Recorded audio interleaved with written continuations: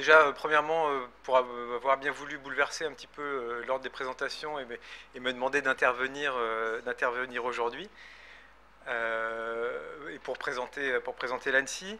Et puis, deuxièmement, je voudrais aussi le remercier à titre personnel pour le plaisir et la fierté que m'a procuré cette invitation. Comme il l'a rappelé, effectivement, en 2004, j'étais membre du comité directeur du FIRST et j'avais parmi les missions que je m'étais, parmi les objectifs que je m'étais assigné, celui d'essayer de porter la bonne parole dans des endroits où le FIRST n'avait pas beaucoup de membres et où le nombre de CERT, dans les régions du monde où le nombre de CERT était assez faible. Donc et c'était une idée qui était à l'époque pas très facile à faire accepter aux autres membres du FIRST. Donc bon, j'avais pas trop mal réussi et j'étais effectivement venu à Dakar en 2004. Et je suis vraiment très, très content et fier de voir que ma modeste contribution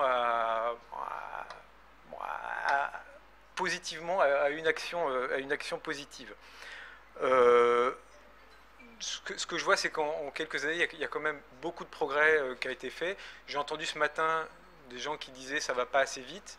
J'ai un petit peu d'expérience dans le domaine. Ça va jamais assez vite et ça va jamais. C'est toujours un processus qui prend du temps. Je voudrais juste vous mettre en perspective que les choses peuvent aller relativement vite. Je vais vous parler tout à l'heure du CERTA et du CERT gouvernemental français. Il a été créé en 1999, donc il y a 14 ans. C'était juste fin d'année 99. Et il y a 14 ans, il n'y avait pas grand-chose en France. Les capacités en termes de CERT, de réaction sur incident, etc., étaient quand même assez faibles. Et puis aujourd'hui, en France, on est en train de faire passer une loi qui va obliger les opérateurs d'importance vitale, donc les grandes entreprises, toutes les grandes entreprises de France, de faire appel à un CERT.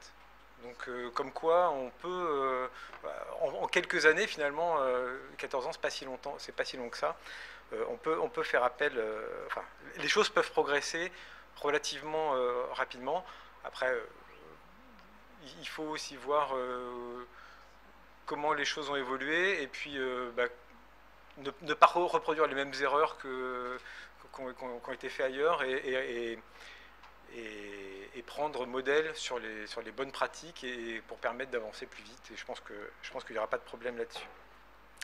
Alors, pourquoi, avant de vous présenter l'ANSSI plus en détail, je voudrais juste vous expliquer pourquoi on est présent.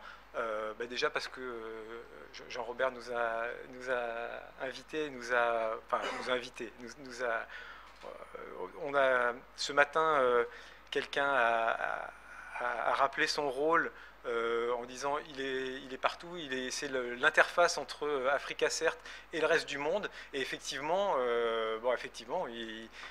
comme on le voit, on s'est rapproché de lui.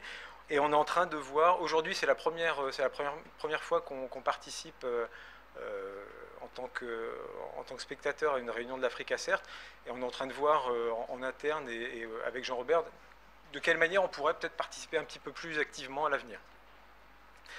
Bon, je vais vous présenter. Voilà. Alors rapidement, l'ANSSI, parce que c'est pas forcément, enfin, on m'a demandé de faire assez court quand même. Donc l'ANSSI a été officiellement créée en 2009. Juste quelques chiffres. L'ancêtre de l'ANSSI, il y a une dizaine d'années, c'était une centaine de personnes. Au moment de la création, en 2009, c'était 200 personnes. Aujourd'hui, c'est à peu près 350. Et l'objectif, c'est d'arriver peut-être à 500 dans les 2 ans qui viennent. Donc, on voit que la cybersécurité a été érigée en priorité en France. Et je voudrais en profiter pour répondre à une question qui a été posée ce matin. Comment on fait pour porter un petit peu l'intérêt au niveau politique? Comment faire pour que le niveau politique s'intéresse un petit peu à des sujets aussi techniques que la sécurité des systèmes d'information. Malheureusement, il n'y a qu'une seule solution, c'est la crise majeure. C'est qu'il se passe quelque chose qui a un impact fort sur l'économie, sur la vie du pays, et voilà, quand il y a quelque chose dont les médias vont s'emparer, voilà, quelque chose qui va faire du bruit, à partir de ce moment-là, et malheureusement, j'ai envie de dire malheureusement uniquement à partir de ce moment-là, le niveau politique va s'emparer de l'affaire, va voir l'intérêt qu'il y a à se protéger et à se prémunir contre d'autres attaques de ce type-là. Nous, en France, il y a eu des ministères qui ont été, notamment le ministère de l'économie, qui a été attaqué. Ça a mis ça devant un peu sur le devant de la scène, et ça a permis de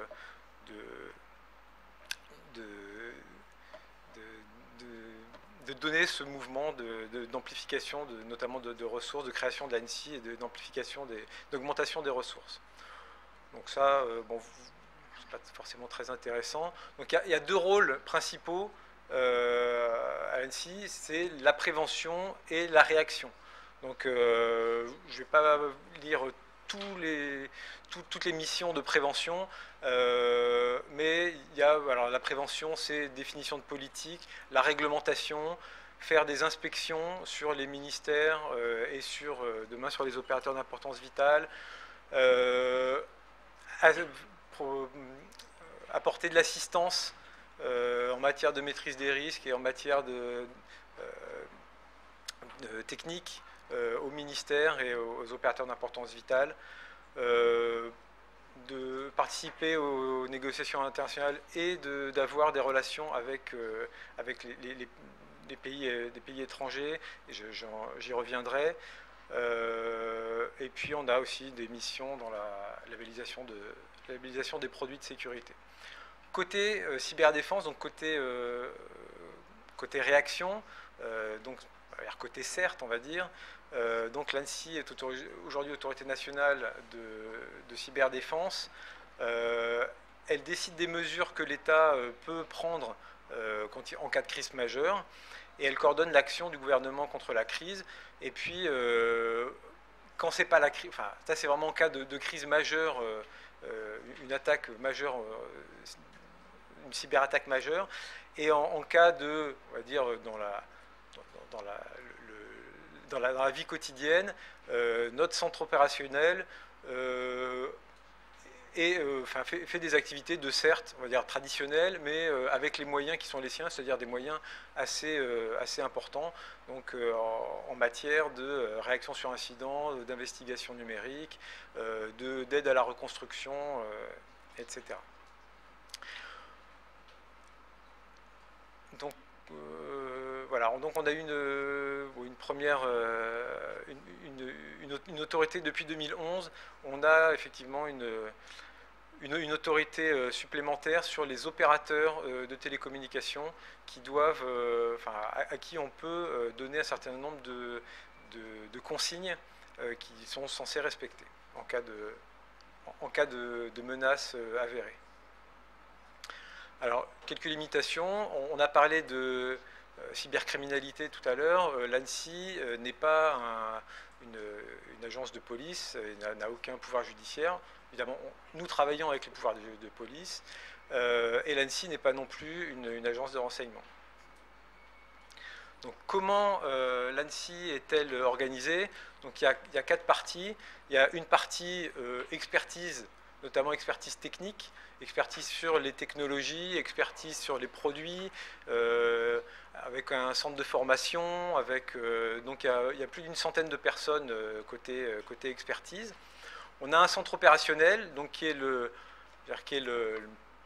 CERT version élargie, sur lequel je reviendrai dans un instant, dans lequel il y a aussi plus d'une centaine de personnes. Et puis on a deux entités un peu plus à taille un peu plus modeste, une sous-direction relations extérieures et coordination, qui est l'interface entre l'agence et le reste du monde, donc pour à la fois les relations internationales, les relations sectorielles, la communication, etc. et puis une entité qui s'occupe des systèmes d'information sécurisés, c'est-à-dire qui produit et qui crée des systèmes d'information pour le gouvernement et pour le président de la République. Donc un petit zoom sur le COSI, donc notre centre opérationnel, voilà, dont le cœur est en bleu à droite, le CERTA, donc qui va bientôt s'appeler CERTFR, mais qui aujourd'hui s'appelle le CERTA, qui est vraiment la division là où l'expertise technique opérationnelle se trouve, en matière de réponse à incidents, en matière d'audit et d'inspection, et en matière de développement de sondes et de déploiement de sondes. Donc on a un service de sondes qu'on propose pour les ministères, qui permet de faire de la détection d'incidents et qui permet de réagir plus efficacement. Et puis on a deux autres divisions dans le centre opérationnel, une division pilotage, on va dire, sur la stratégie et la coordination extérieure, et puis une division support qui donne aux experts les ressources nécessaires pour accomplir leur mission. Voilà, pour terminer, je voudrais juste développer en quoi l'ANSSI peut aider et quel type d'expérience elle peut partager. Alors, évidemment, on a une expérience en matière de coopération internationale, puisque le CERTA est membre du FIRST, membre de la TFC-CIRT, membre des groupes européens, des CERT gouvernementaux, etc., depuis de nombreuses années. Donc c'est une expérience qu'on peut partager. On a aussi une expérience dans l'aide et le partage en matière de bonnes pratiques. On fait aussi de l'aide à la définition de dispositifs national en cybersécurité, y compris sur le volet opérationnel, y compris sur des choses que j'ai présentées tout à l'heure, comme les schémas de certification pour les produits ou pour les services, y compris dans le domaine de la réglementation. Enfin, c'est tout un tas de choses. Tout à l'heure, on parlait que il ne fallait pas mettre la charrue avant les bœufs et faire uniquement une loi cybercriminalité sans avoir le dispositif complet en matière de sécurité. Donc on a une expérience en matière d'aide à la définition de stratégie en matière de stratégie nationale, de dispositif national en cybersécurité. On a aussi une expérience en parrainage de CERT étrangers, puisque c'est des choses qu'on a fait et qu'on continue de faire. C'est bien le CERT marocain qu'on a. Voilà, donc on a co-parrainé, puisqu'il faut, on rappelait tout à l'heure, il faut deux parrains. Donc on a co-parrainé le CERT marocain pour son adhésion au CERT. Et c'est effectivement, je rebondis, je prends la balle au bon. Jean-Robert, tu disais tout à l'heure, est-ce qu'il y a d'autres entités qui se portent volontaires pour parrainer? Voilà, c'est des choses qu'on a fait, c'est des choses qu'on peut refaire et qu'on souhaite refaire. À court terme, comment on peut vous aider? Alors, il se trouve que le site web de l'ANSSI, donc www.ssi.gouv.fr, a énormément d'informations dessus, et c'est en termes de ressources francophones. Je sais qu'il y a un certain nombre d'équipes francophones dans la salle et en Afrique. En termes de ressources francophones, à la fois qui intéressent directement les CERT, c'est-à-dire les avis de sécurité, toute l'actualité de la menace, etc., etc. Donc c'est des choses qu'on publie sur notre site.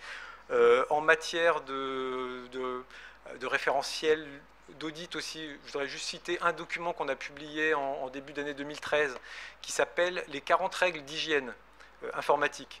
Donc c'est un document qui est issu directement de l'expérience du CERTA.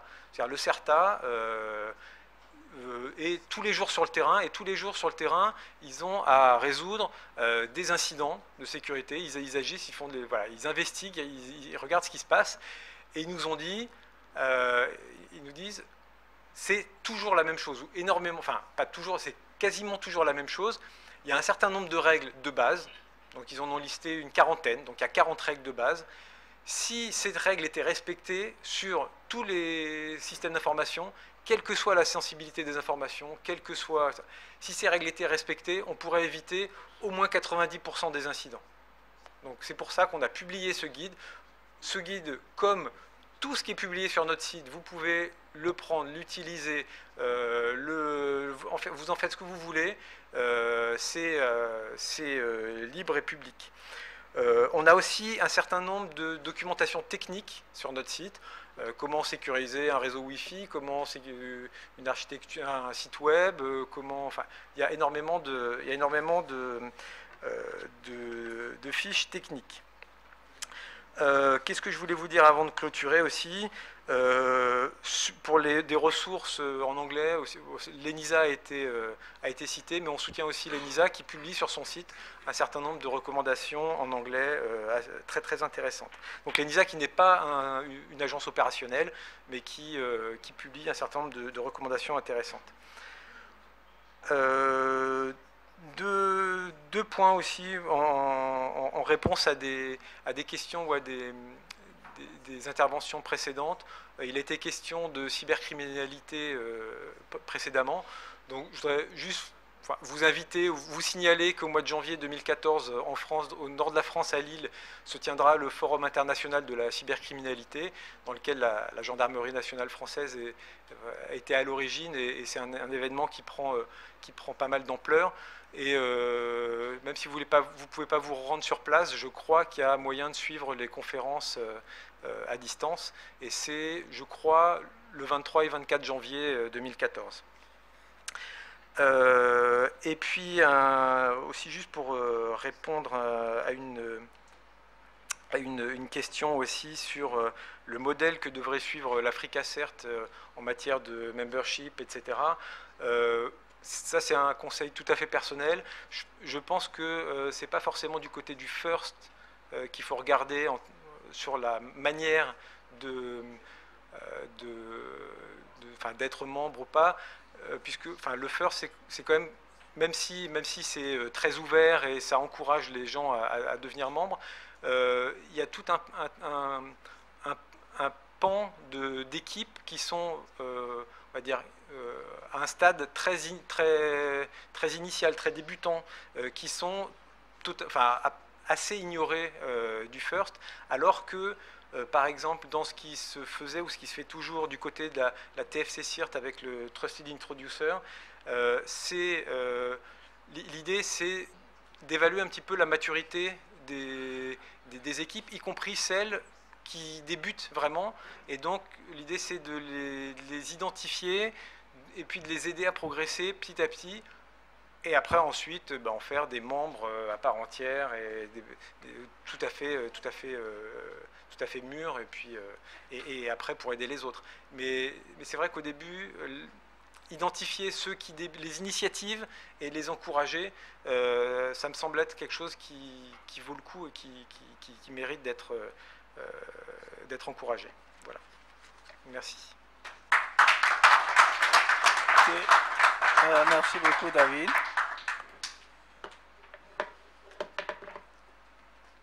Donc, nous allons passer la parole à... Alors, il s'appelle AHA.